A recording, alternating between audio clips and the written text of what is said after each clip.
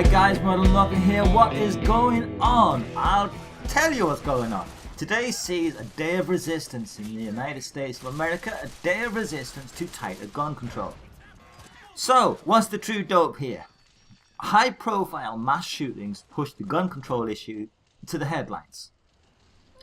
What is less widely reported is the number of gun related deaths each year in the United States, typically running at 10 times the amount of deaths from the Twin Towers act of terrorism.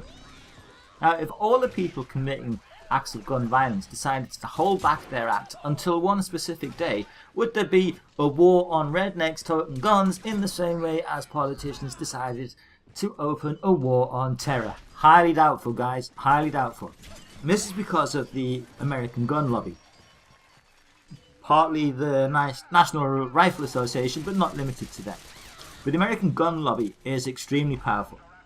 It will galvanise political support against any politician who would be foolish enough to publicly speak out for gun control, much less dare to vote unfavourably in Congress.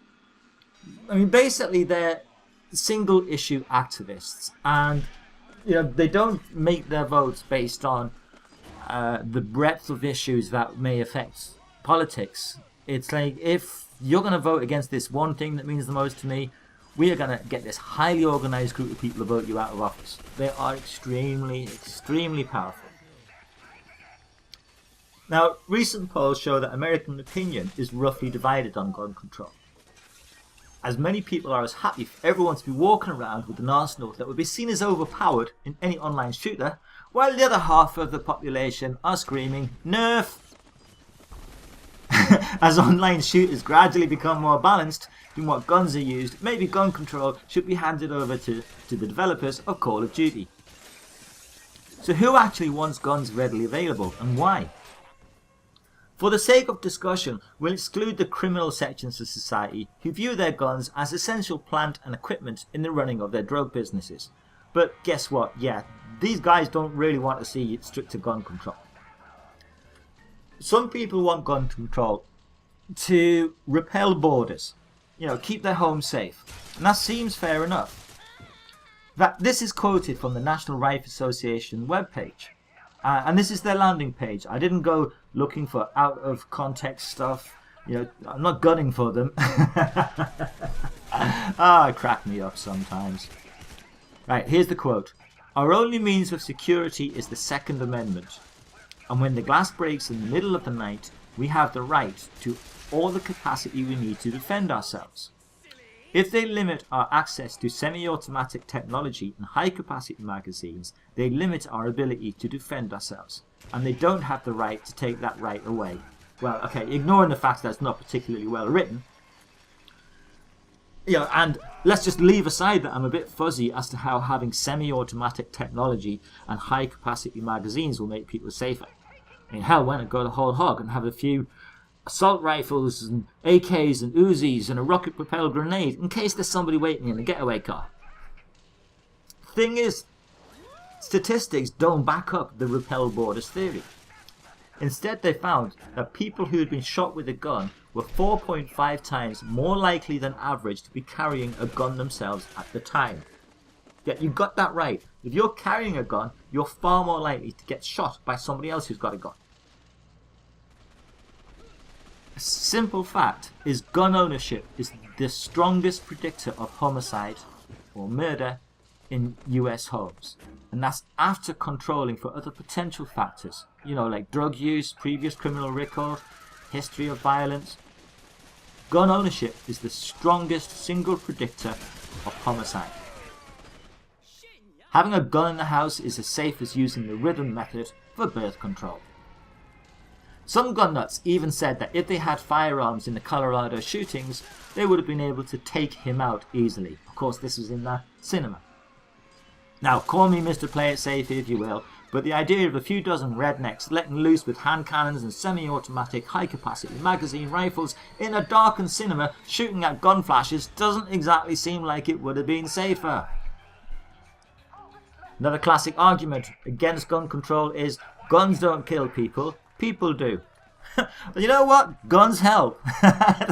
Guns increase aggression in the holder and in people who see the gun.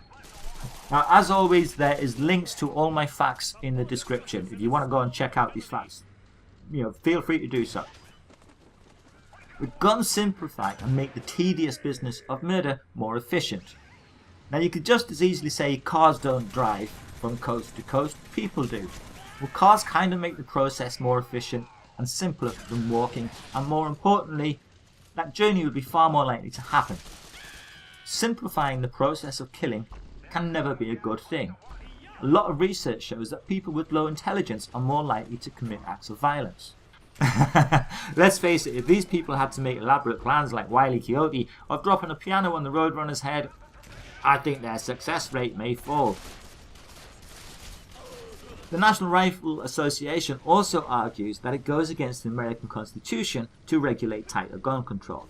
Now, everyone seems to miss the blindingly obvious fact here that it was an amendment to the Constitution, and what can be amended once can be amended again. Maybe they've been blinded by the gun flash. Lastly, I'm going to look at the Swiss argument. And this goes along the lines that Switzerland has a very high rate of gun ownership, yet has low gun-related crime. That argument is, of course, as full of holes as a Swiss cheese. Forgetting for now that all Swiss by law carry the world-famous Swiss Army knife and have at least a dozen ways to kill somebody without needing a gun, the guns in Switzerland are largely owned by ex-army personnel who keep them for defence of the country, as their defence force is largely made up of national service personnel who retain their guns at the end of service. Ammunition is not freely available apart from heavily regulated gun clubs. It is a totally different system. Gun freedom Americans love to point to Switzerland and say that guns don't equate to gun crime. But America, you ain't Switzerland. As always, I expect people to post and disagree with my comments here. Seriously guys, there will be, I know there's a lot of Americans who do watch my channel, for which, I really appreciate it.